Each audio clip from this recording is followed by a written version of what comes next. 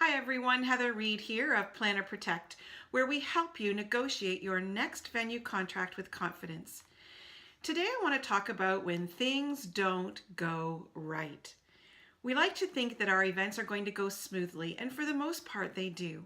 However, when you are looking at a venue contract, you need to be thinking about worst case scenario before your event happens. And to protect yourself should things go awry, you want to make sure that you have a thoroughly crafted dispute resolution clause in your venue contract. There is a stat that says that only 1% of cases make it to court. Now, that doesn't mean that the number of disputes is very, very small.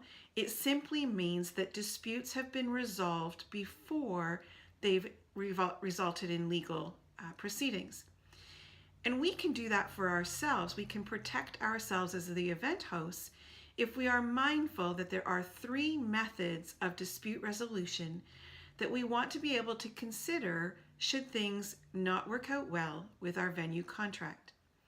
So the 3 methods are this: mediation, arbitration, and litigation.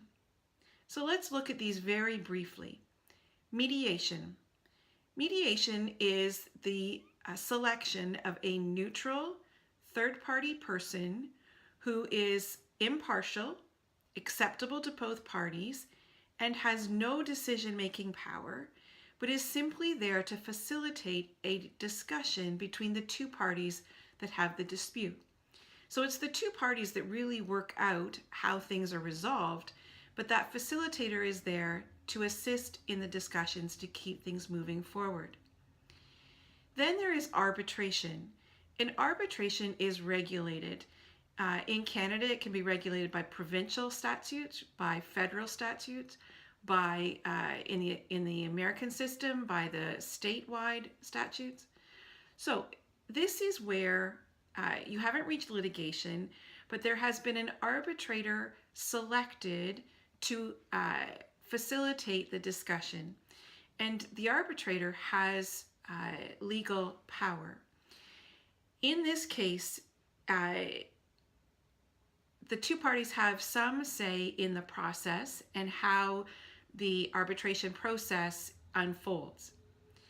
And then if that is not acceptable, litigation is always a choice, and probably the most stringent choice.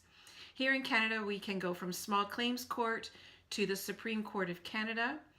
And as you can imagine, litigation is the most adversarial type of dispute resolution and the most costly, both in terms of financial resources and perhaps in time and other resources from the event host perspective.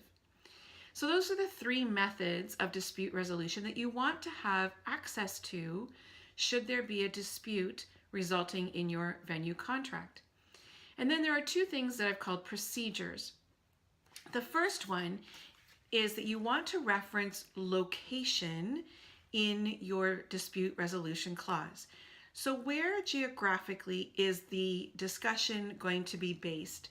Upon which legal proceedings will the contract be interpreted? So is it in a certain province, a certain state, a country? And where will the lawsuit be litigated? So that is the geographic reference that you want to put in. And you also want to put in something about attorney's fees. So that is looking at how does one party recover, or do they recover, attorney's fees from the other. So are attorney's fees going to be split? Are you going to each pay for your own? Or is the non-prevailing party going to be paying for the other party's attorney's fees? So all of these factors make up a thorough and balanced dispute resolution clause.